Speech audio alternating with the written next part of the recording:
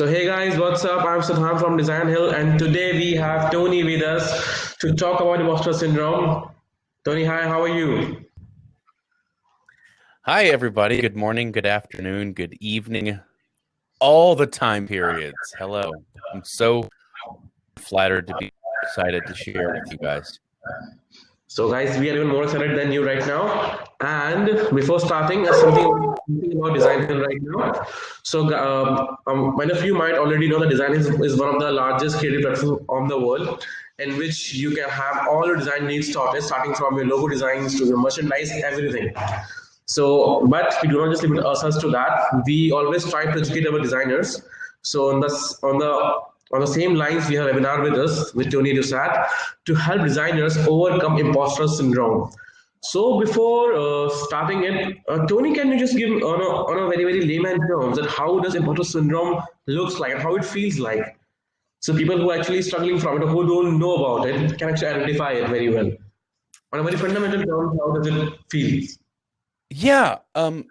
So before I do that, let me just say I'm not a psychiatrist. I'm not a psychologist. I'm not a doctor. I'm not a physician. I'm not a life coach. I haven't studied these things. The only thing I can tell you is that I'm someone that has no training in design and yet a career in the design field. Now, that being said, been fraught with the feelings of immense unworthiness or like I'm a fraud. So essentially, what imposter syndrome is, sorry, I just have to give a shout out. My friend Ashley's on. What imposter syndrome is, it can be defined as a collection of feelings of inadequacy that persist despite evidence of success or accomplishment. And it's this chronic self-doubt that you feel, and it's a sense of intellectual fraudulence, if you will. Like you will be found out that you are just faking it, that you are a fraud, and it supersedes all the feelings or external proof of the opposite. Does that make sense? Yeah, in a way, it actually does sometimes it happens because no matter how hard we try, one second we create a masterpiece, and it happens sometimes that once we think that it's a perfect piece of art or a perfect creativity, and after a while we might bump into some other piece with the same, let's say, same inspiration. So we have, let's say, a creative coincidence might happen, and that might lead to even doubt us, our mental faculties, that okay, are we good enough? And am Yeah. I similar to all of people? Do I have a niche? Do I have a specialty? So are we on those lines? And since if a person working on a creative field, his signature style is an identity. So once we feel that is compromised, that's heartbreaking. So on Yeah. those lines, I want to take it forward now. So we have a lot of people over here, Tony, and I guess we are good to go. Sweet. Yeah.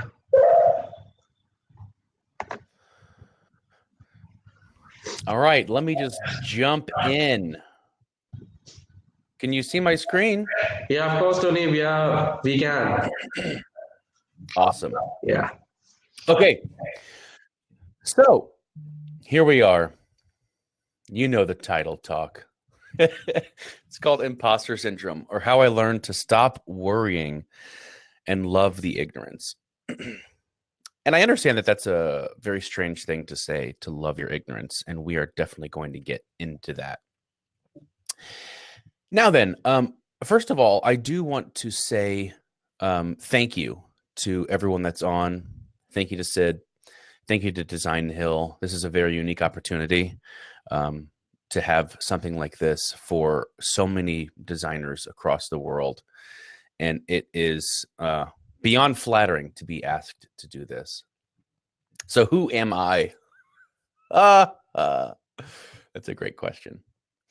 Nobody asked, but I'll tell you. Okay, so like Sid said, my name's Tony Dosat. You saw my name, obviously you signed up, but you may not know who I am. So currently I work at a digital transformation agency in Dallas, Texas called Bottle Rocket. And there I work as a design strategist. And basically what that means is I help design the way that you interact with brands, products, or services. Now, when I'm not at work at my full-time job, I'm doing the podcast, which is called Experience Design. And I started that podcast at the beginning of last year, which is 2019, which is crazy. And in that year, it's been so insane to see how many people have reached out saying thanks, have joined in and listened. It's something I never expected, and it's blown my mind, and I'm so humbled by it. I'm in 120 countries, and I'm over 1,400 cities. And if any of you are listeners, let me know in the comments, because that is so awesome to have you here. Now then, let's move on. So I don't have any training in this. Like I said, I have no training in imposter syndrome or in psychology, and I don't have any training in design. I actually used to be an actor, and I went to school for acting, and I spent most of my life preparing for that type of career.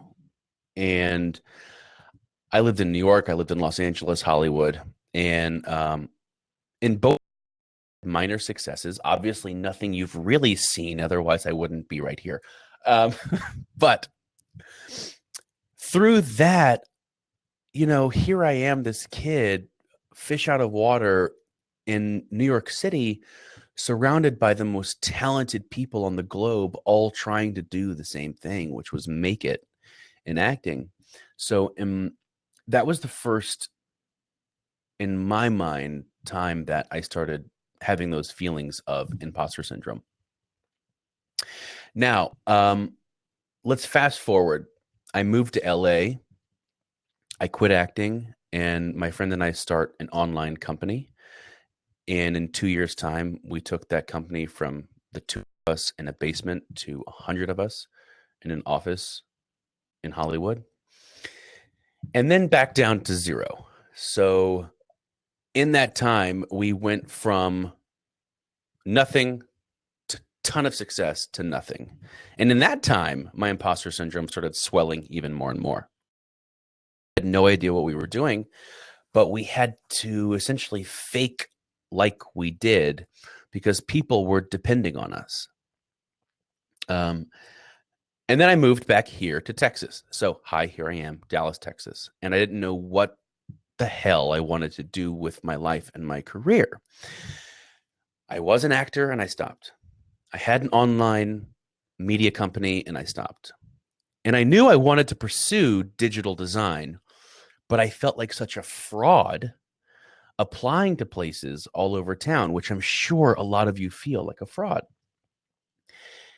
Because I actually would hide the fact that I went to college for acting on my resume. I would just put BFA, which BFA stands for Bachelor of Fine Arts, if it's different around the world, hoping that the hiring manager would think that I had my degree, that I had my BFA in digital design or UX or art. And it happened to work. So moving on. That's sort of my life story and how imposter syndrome started injecting itself into my life at a young-ish age. So as we said, what is imposter syndrome? So like we said, imposter syndrome is a deep and nagging feeling of inadequacy that persists despite evidence of success. Imposters, excuse me, suffer from chronic self-doubt and a sense of intellectual fraudulence that supersede any feelings of success or external proof of their competence.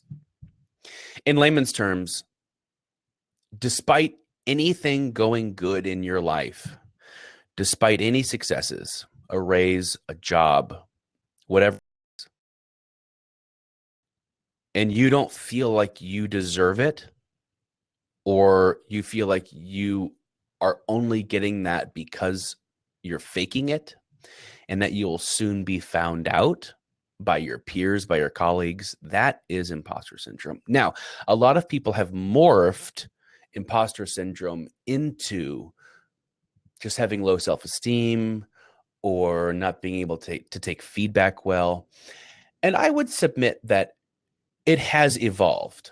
It was originally coined, let's hit this, in the 1970s by these two women here. They are clinical psychologists, Suzanne Imes and Pauline Clance. Now, originally, the term was imposter phenomenon, and it's later evolved into imposter syndrome and what we know it today. And I also feel like the feelings of imposter syndrome have evolved as well. We've started grouping a lot of different low self-esteem feelings in with imposter syndrome, especially within the design community. And I think that's fair to do, because a lot of the tactics that I use address all of those things and not just the technical definition of imposter syndrome. Check this out. I mean, look at that number. 70% of people have feelings of immense unworthiness and self-doubt. It's a crazy number, right? If we look at the entire planet, 70% is 5 billion people unworthy or inadequate. And so I kept seeing this in the design community. You know, that's the community that I was in professionally. And I realized I wasn't alone. And as you can see, look at these faces. These are some of the most talented, brilliant, successful people. And they have all verbalized feelings of imposter syndrome. Here on the left, we have Huffington of the Washington Post, Tom Hanks, Maya Angelou, Howard Schultz, who's the former CEO of Starbucks, Meryl Streep. Okay. Meryl Streep is a 3-time Oscar winner and 21-time Oscar nominee, and she has feelings of imposter syndrome. Then you're going to see that face, Albert Einstein, and you're like, wait a second. I thought you said that they coined the term in the 1970s. Well, they did. However, in a lot of his writings, he would write in journals, diaries, etc., all of the things that mirror perfectly to imposter syndrome today.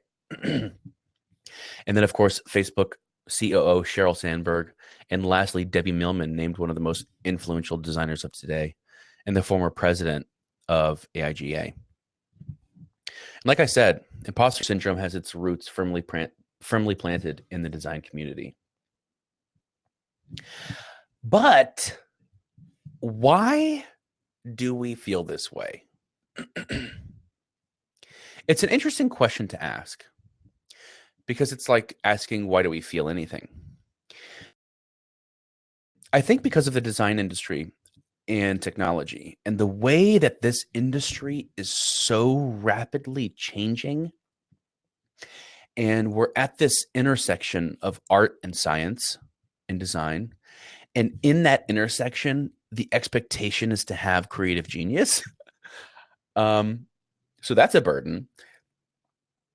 And then also part of it is constantly feeling like everyone around you is getting it and doing well and being really successful and is so smart, it just makes you want to take a nap. I think that, at least for me in this industry, is why it's so prevalent in the design and tech space and online space. So that was a good chunk. Shall we stop and see if anybody has any questions yet? So yeah, Tony, of course, we do have a few questions right now. And the first one is, let's say, the name is a little tough to say even. The name is Keneshupu. So sorry if I got the name right. So the lady wants a little more clarity on Imposter syndrome. how can it feel like basically we can be on those lines that how should I identify it basically that I'm feeling from this syndrome? Because once you're suffering from it, it's actually rare to identify a disease once you are going through it. So maybe what other red flags Yeah. you should record for? Yeah. So there's the technical term of imposter syndrome. Oh, yeah. Okay. So I'm answering that one. I just saw the thing. So there's the technical term. Sid, will you mind muting your mic? There's an echo. Okay, sorry. So there's the technical term that we went over, which is that no matter your accomplishments, no matter your education, Sid, can you mute your end? Thank you. No matter your education, no matter your accomplishments, no matter your successes, no matter what you've done that looks like it's going in the right direction, you basically can't feel happy about it because you feel like a fraud. You feel like you have faked your way into making those successes happen, or that you don't deserve those successes. So that's technically imposter syndrome. Now, like I was explaining, that term imposter syndrome has morphed over time in its meaning and just overall self-doubt. Am I going to be good at this job? Like, for example, every single time I would get hired at a job, I would leave the interview and go, there's no way that they should hire me. I would be way in over my head. And then once they would offer the job, I would feel like they had made a mistake. So that is an example of imposter syndrome personally. And then, of course, once you get into the job and you feel like some other people around you, or even online, online's a big one. So on Instagram, on Facebook, etc., on Dribble, don't get me started. And you see designs and you see microblogs or vlogs or whatever it is. And people seem to really be killing it, seem to really have their stuff together. It makes you feel inadequate. And unfortunately, a lot of the time that leads us down a path, I think, of trying to be other people and duplicate and potentially copy and try to make our work feel like their work, when that's not the best thing to do. So, yes, I hope that answers your question to further explain imposter syndrome. So, Tony, the next question we have, maybe one of the more identifiable triggers why designers feel that way is, let's say a designer put a lot of hard work into design out of our process, and the design is now eventually ignored by the client. Okay, after long and hard work, our design is ignored by the client. Makes me very upset. No mode to create new. Okay, so that's an interesting question because if we're thinking of imposter syndrome, it's not technically considered imposter syndrome. However, I can completely understand how that could manifest itself in ways that are very symptomatic to imposter syndrome. So, for example, like you said, you've worked your butt off. By the way, Ridish, thank you for the question.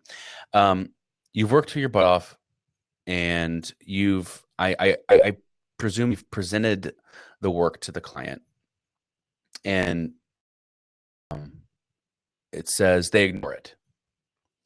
So first of all, I would have to back up a little bit, and I would have to start from the beginning of how you got the client and what that communication is like, and if it's a remote job.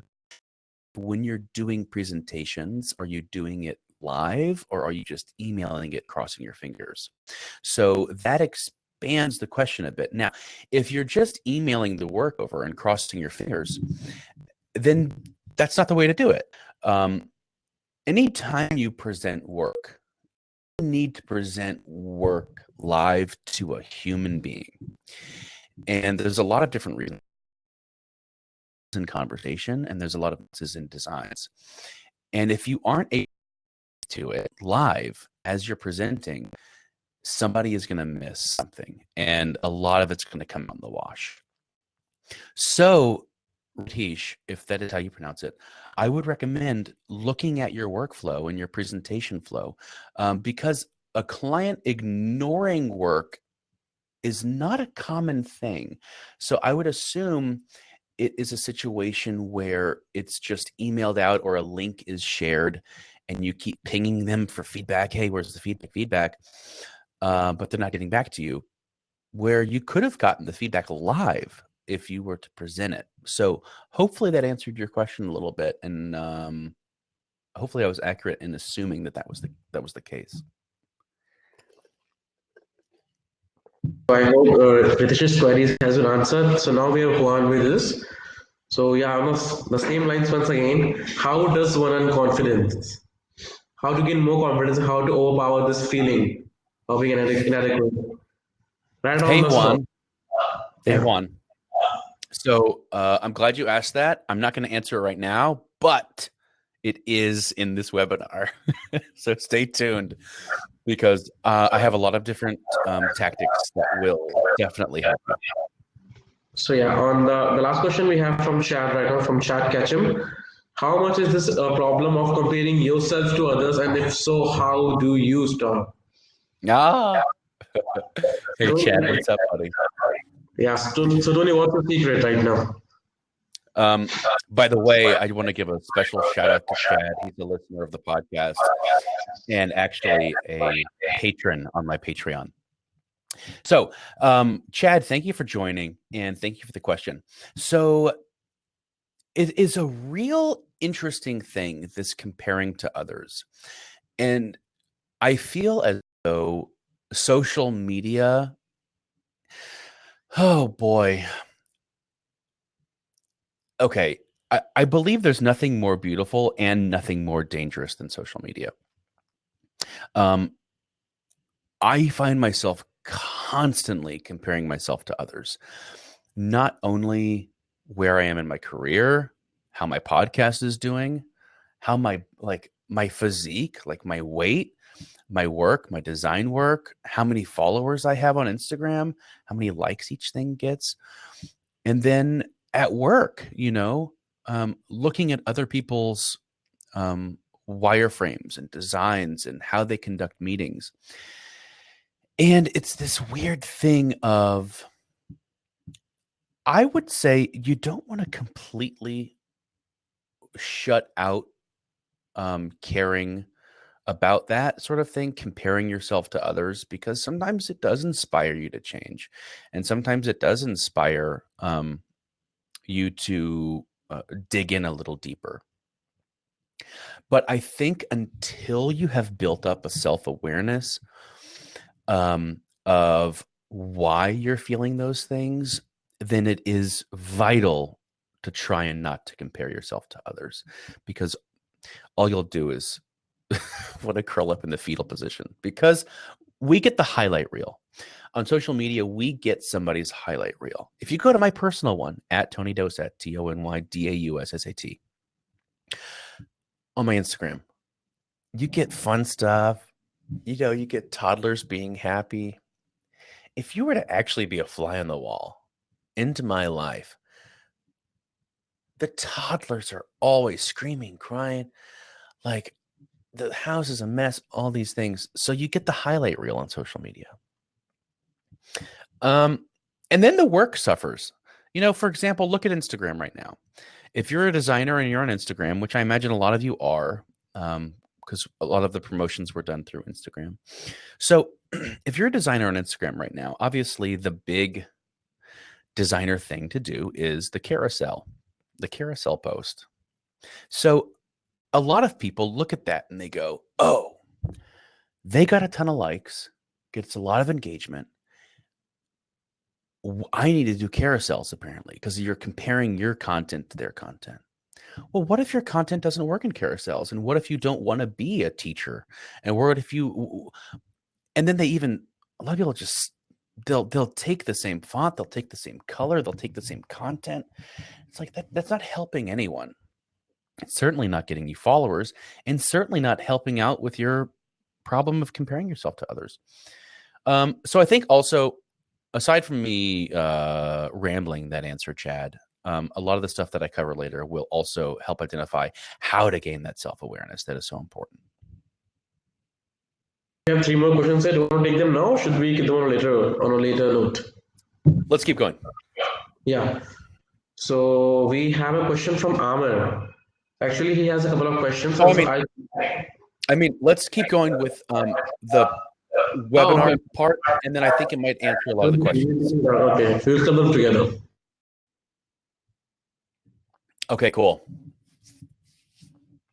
So here we are. Clearly, I'm not the first person to talk about imposter syndrome. I'm not even the 100th. I'm not even the 1,000th. And if you do a quick Google search, you'll find all of these articles and podcasts and episodes and blogs and vlogs and books, etc., telling us how to beat imposter syndrome. And a lot of your questions, I'm sure, are on how do I beat imposter syndrome? How do I tell it who's boss? And I feel you and I understand you. And I used to feel the exact same way. So I did the Google thing. And I was like, how do I beat this thing? I feel like a fraud. And all of the advice I saw in the blogs and the podcasts and the videos and the articles seemed to sum up the same few things. To give yourself when credit is due, to celebrate small victories, and to have the confidence to believe in your accomplishments. Now, this all looks fine and dandy and well, but the problem is I couldn't do any of these things that you see. How do I build confidence in something when I don't know why I'm not confident about it? On the blogs and the podcasts and the videos, I felt like we're just saying the way to beat imposter syndrome was to not have imposter syndrome. So I was a little stuck. But this all changed. And here's where we get into it. It all changed when I realized that if I stopped worrying and started loving my ignorance, my life would completely change. And like I said, loving ignorance is a very strange thing to say, because knowledge is power, of course, is true. But understanding that didn't cure me completely. In fact, the biggest change in my life came when ultimate power wasn't in always having to know everything, but the opposite. I gained infinite strength by being humble enough and even brave enough to say these three simple words: I don't know. I don't know. It's bold, okay? So in the past, I convinced myself I always needed to show clients or my bosses that I knew every answer and I had a response to everything, regardless of whether or not I actually knew. Otherwise, they would find out that I was a fraud.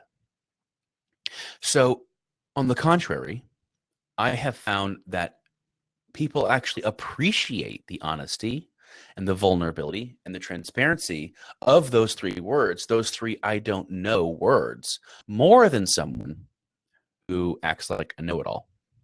And here's the famous know-it-all. Know-it-all suck creativity out of a room. They create a barrier of entry into their world of all-knowingness. And I would argue most of the time they're just masking the fact that they actually don't know the answers. But because they're in the mindset of needing to be the expert in the room, they're forced to play the part. Which brings me to the expert in the room mentality. So Malcolm Gladwell asserted that 10,000 hours of deliberate practice will make you an expert in your field. Okay, so let me say that again. 10,000 hours of deliberate practice make you an expert in your field. I don't think this is true. And this is a celebrated quote. Put on some chapstick, because now we're getting into the depths of this thing. Okay, so here's why. And I get a lot of heat for this, but let me explain. So there was a Princeton study done. And of that said, practice. And deliberate practice for a 12% difference in performance in various domains. And what's really interesting is when you break it down. In games, that deliberate practice only made up for a 26% difference. In music, it was 21%. In sports, it was 18%. In education, it was 4%. And in professions, that's you and me, that's the design industry that's ever evolving and ever changing, only a 1% difference did deliberate practice help make. So deliberate practice is only the predicator of success in fields that have very stable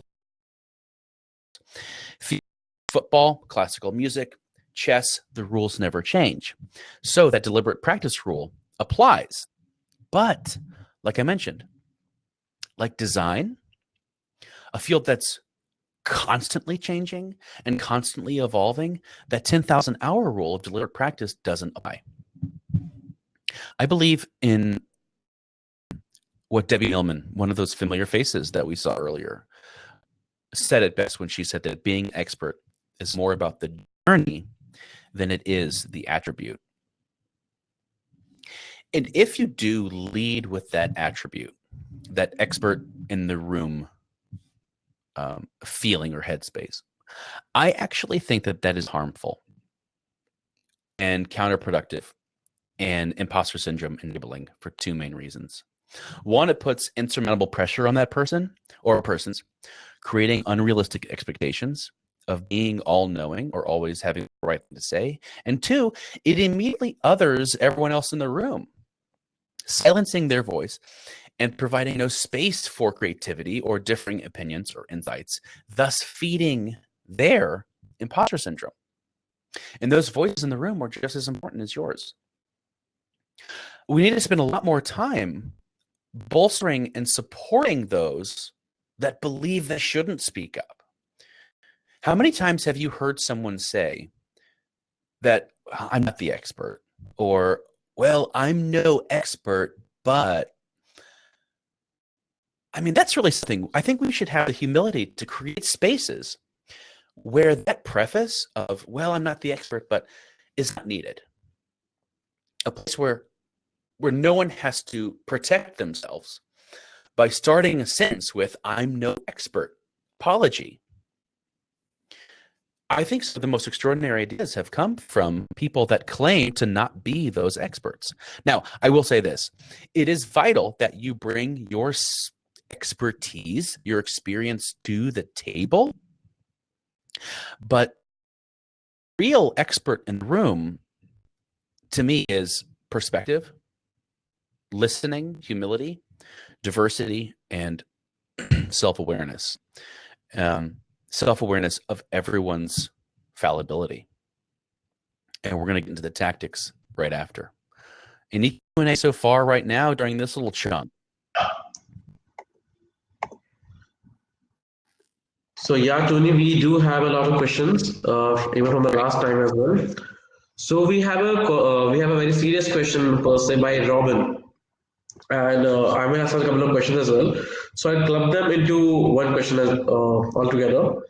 So how to draw the line between between drawing an inspiration and being a plagiarism artist, and even if though my work is a lot similar to someone else's work, so how do I tackle that?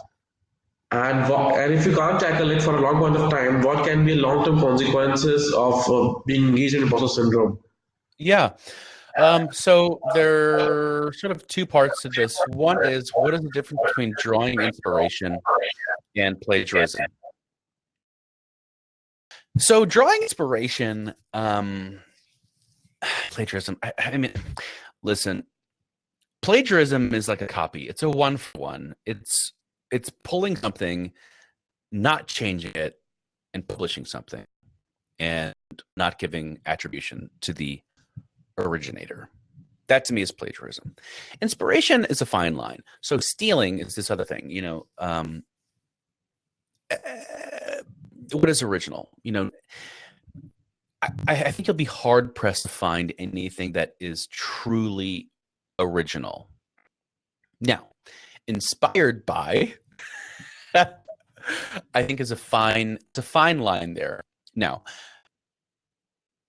I think inspiration is an amazing thing. And I think if you can take something, flip it and make it your own or repurpose it, then it's fine. Then it's just inspiration and it's not plagiarism. Now,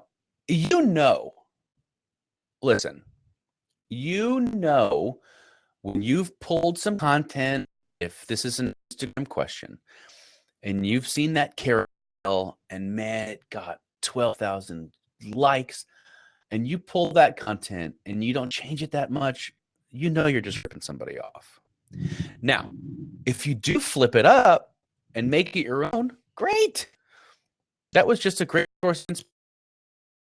And if you do just pull it, just give somebody the attribution. Just say, hey, this person really inspired me. Here's what it is. Anyway. So the second part to the question, which is a little bit of a separate thing, is what is the long-term consequence of feeling as an imposter syndrome? Thank you, Robin Van Zessen. That's a cool name. Okay, so Robin, listen. The long-term effects are varied. So if you do have these feelings of imposter syndrome, again, the successes, the education, whatever it is, but feeling like a fraud, this can affect getting raises. This can affect getting jobs. This can affect marriages. This can affect the way that you raise and treat your children. This can affect all of the relationships in your life. And, I'm not going to say that it affected my career because I was good enough to fake it early on really, really well. But it has definitely affected other aspects of my life. I think we can all agree that imposter syndrome does not just live in the workplace, and it certainly doesn't just live in the design community. There's a bit of, say, for example, you are a pretty fit or a pretty healthy individual, and yet when you look in them, you see someone that is not. I would submit that's a form of imposter syndrome, have a very long lasting effect. Now, here's the thing. 70% of designers are in therapy. Now, some might think of that number and be a little shocked that, wow, 70% of design leaders for companies are in therapy. But I think that's a great thing. I think it's time to start removing this demonization of therapy instead of something that needs to be fixed rather than maintenance. We go to the doctor for everything else. I mean, my God, some of us scratch our way. But the most complex organ on our body, the most complex thing on the planet, which is our brain, and we're ashamed to go to the doctor for it. I think it's high time that we start really celebrating when people decide to go to therapy or see a psychiatrist or psychologist, and stop worrying about, oh, wow, they have to go see a therapist, because it's like, I am so happy that you are self-aware enough to know that you need to go to a therapist. I think that is, and you are doing maintenance just like you freaking would on a car. If your car engine, the most complex part of the car, was off and you didn't take it to the mechanic, or you didn't get oil changes every month or every whatever miles, your car would break down. So those lasting effects prove out to be the same for human beings. Not to make everyone sound like a car, but okay, let's press on to the last little bit of this, and then we'll just dive into the rest for Q&A.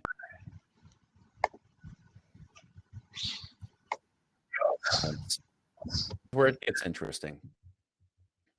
So when I first started interviewing for Bottle Rocket Studios here in Dallas, which, as I said in the beginning, is one of the world's most preeminent digital transformation agencies, it's a place I wanted to work since I moved back to Texas. There are a list of, and it blows my mind. So when I was in the interview with them, I said to their face, I don't know Shih Tzu. Now, of course, I didn't use the word Shih Tzu, like this cute little puppy dog you see. I said the actual word, but listen, we're going to keep it PG for the webinar. So I'm sitting there and I want this job desperately. And it's my third interview with these people.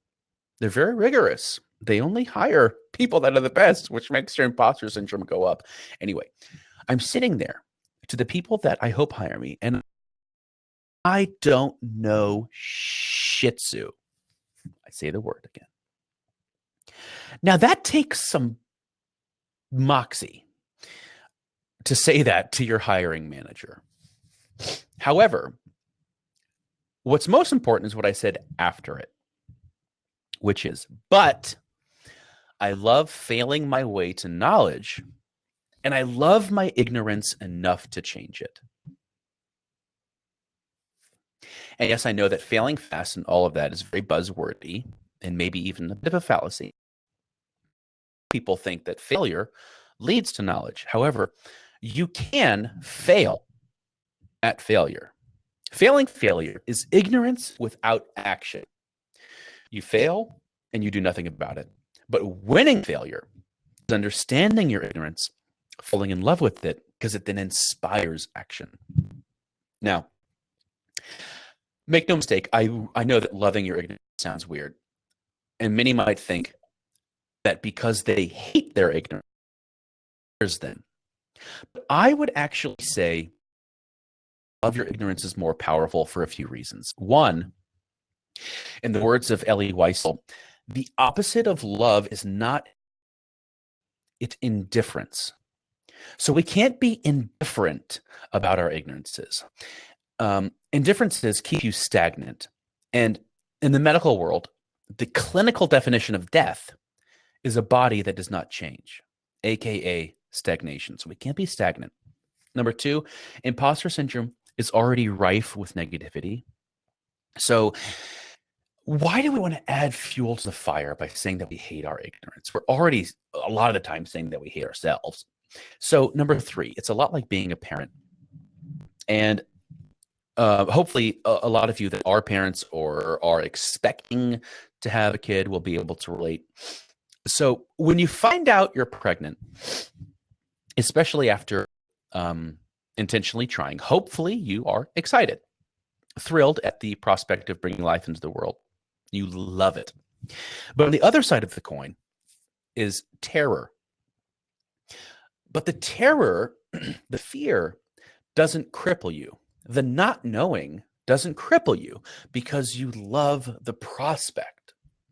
So you buy the books and read the blogs and go to the stores, and you get a little bit nutty, a little kooky in your preparation. And then finally, when the baby comes, you realize that though you've done the legwork, there's still a you don't know, but you're still in love. So you keep learning and you keep failing your way to knowledge. So when you finally can admit to yourself or sit across from your boss or the person you want to hire you or your spouse or a client and have the self-awareness to embrace your ignorance and say, I don't know, suddenly you feel freedom. That's Braveheart right there. That's a little I guess that dates me a little bit. All right, let's plug on through. Love your ignorance enough to change it. Here's how you do it. Okay. It's an exercise I do called IDK statements. I know it's very original. I don't know statements. I know I'm just dripping with originality. So here's what you do. You go on a whiteboard, you go on a piece of paper, and all of those things that spark your imposter syndrome feelings, the things you don't know, the things that are standing in your way, you write them down. And you pick the one that you want to love enough to change. And this seems odd, and you're going to maybe feel silly doing it. But it's so worth it, okay? Treat it like an ideation session. So write all the things down. I don't know why I'm not getting an interview. I don't know how to ask for a raise. I don't know how to pitch this concept. I don't know how to lose weight. I don't know how to make this project successful. I don't know how to ask for help. I don't know how to find a mentor. I don't know how to get work. And I don't know why my kids won't listen to me. So pick one. Why I'm not getting an interview, and put hearts around it. Do a little burst. XOXOXO. Do bay. I guess bay means before all else, before all whatever. Whatever. So take that, and then you're going to transition that into your action statement. I don't know why I'm not getting an interview, but I will get those actions that you are going to tangibly freaking do. And write as many things as you can think of. They don't have to be perfect. I would even recommend pulling somebody in, someone that you trust, to help identify these actions if you're having a hard time thinking of them. So, for example, I don't know why I'm not getting the interview. Actions I'll take. I will get 5 people to help me with my resume, portfolio, et cetera, et cetera. I will go to 3 meetups per quarter and 2 conferences per year, and try to make 1 to 3 genuine connections each time. I'm going to find the place I want to work and connect with the people from that company on LinkedIn and start meaningful dialogues and relationships with them. Read, watch, listen to as many things as possible, et cetera, et cetera, et cetera. Now, this whole exercise is about looking deep inside and discovering a deep self-awareness. Now, notice during this entire webinar, I didn't say building self-confidence, which if you look at the promotion materials, it's all about how to build self-confidence. So this is ironic. Self-confidence is the byproduct of self-awareness. You can do so many things to manufacture self-confidence. You can talk louder. You can buy fancy cars.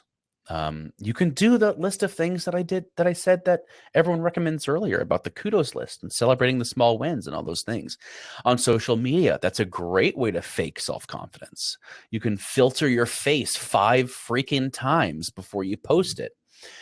And then you get all the likes and everyone's saying, oh my gosh, you look so great. All of these things fake self-confidence, but you cannot fake self-awareness. And once you become self-aware, you become self-confident. Now, this is not easy to do. And the I don't know statements and embracing your ignorance is only 1 or 2 things you can do. And it's going to take a lot of practice.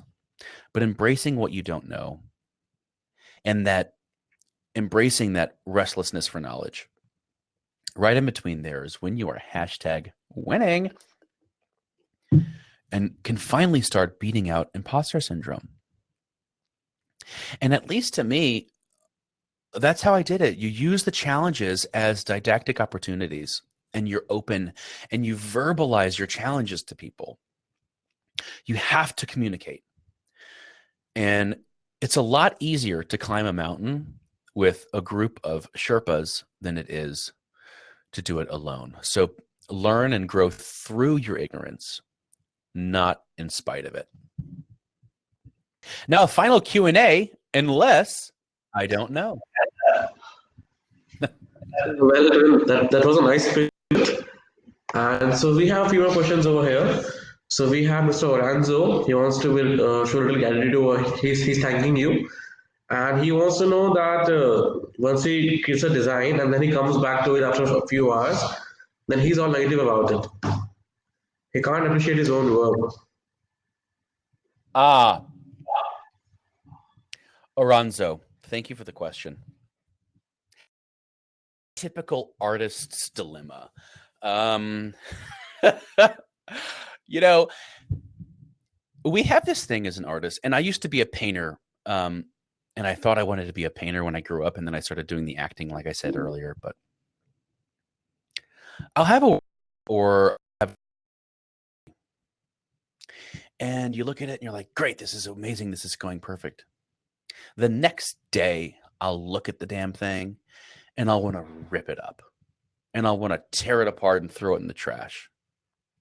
Now, you could chalk that up to the artist's dilemma, and all artists feel that way.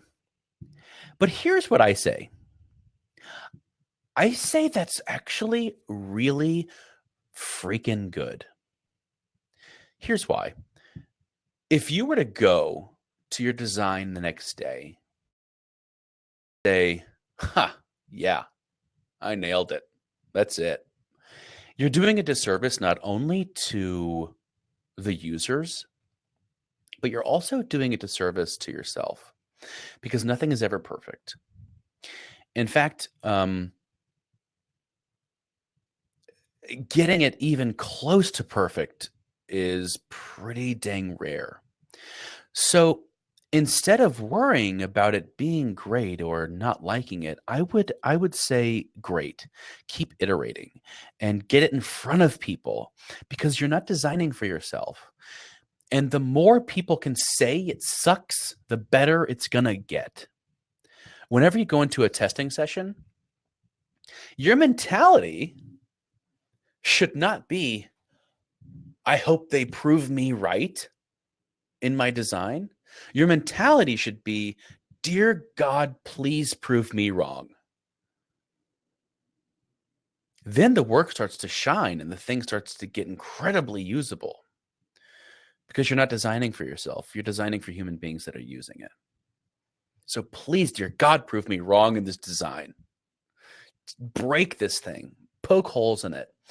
And so we detach ourselves from it. So we start to take things less personally. And the feedback we get has nothing to do with me, has nothing to do with my design. It's always in the pursuit of bettering that thing. So I hope that helps.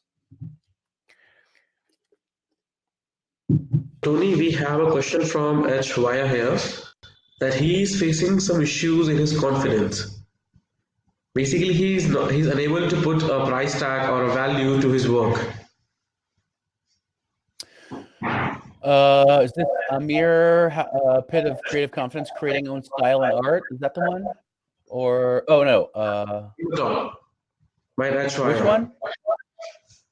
There's a question by Mr. H. Wire, the second one, the second from top. Okay.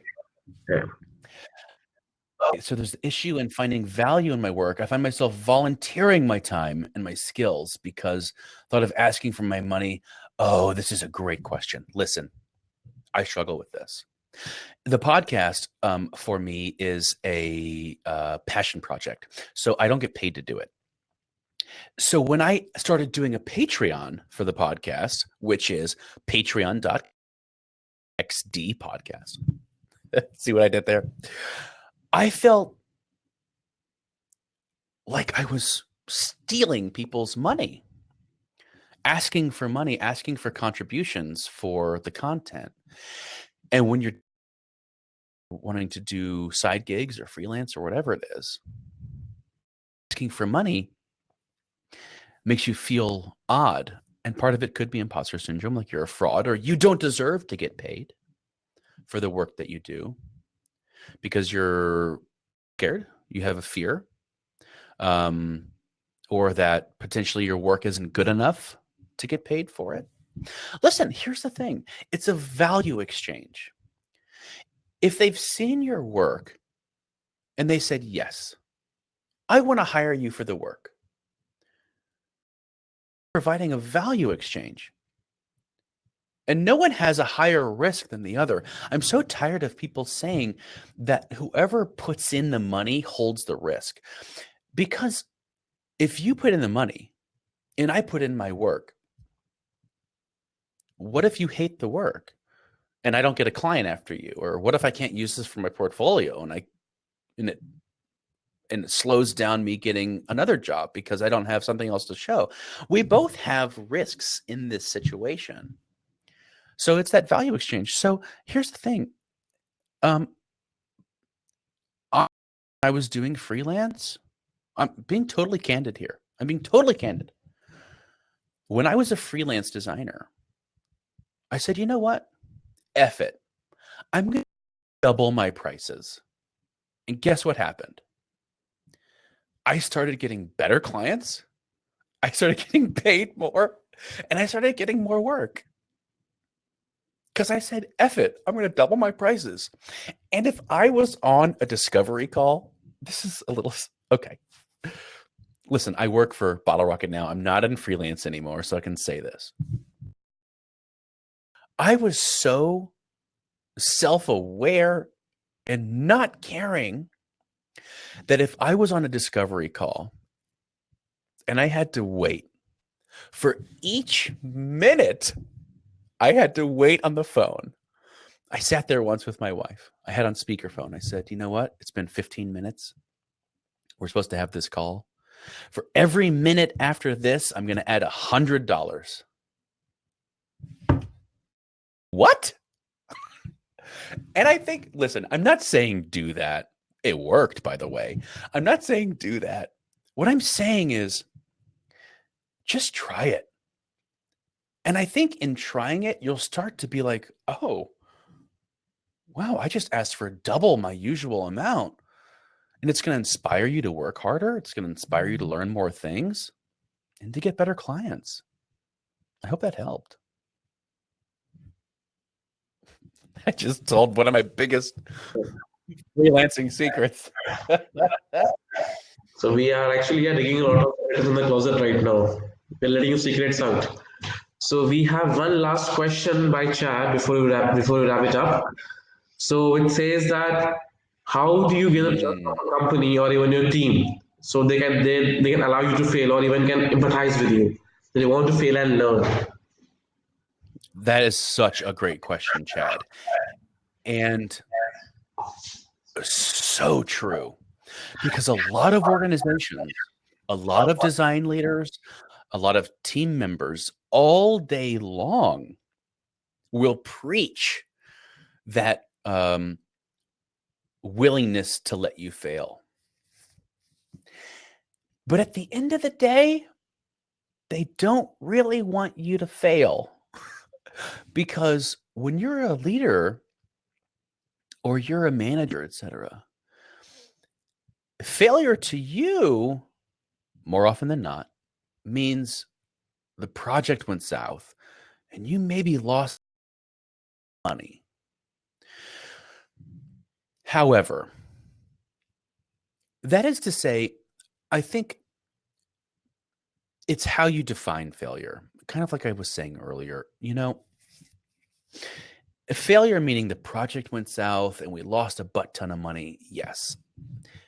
Technically, that is just suck. That just sucks. No design leader in their right mind, if they really dig down deep, wants that to happen. However, in hindsight, when they are finally able to recoup and breathe and the dust settles and they go, that was actually a huge learning opportunity and learning experience for us. And then they start to proselytize about giving space to fail. I think, there's going to be a give and take, and it's going to be all about communication. And the more you can communicate and get things in front of people on your team or to the client faster so that you can have those little tiny failures that become just opportunity in bettering the design or in bettering how you communicate with your colleagues or bettering how you are talking to your design leadership, once you can do that, those communications better and be completely open and vulnerable, the more they're going to really support you in that. Now, that is to say, if you keep really just failing, flat out failing, like there's only so much you can do. You have to use it. It's exactly what I was saying.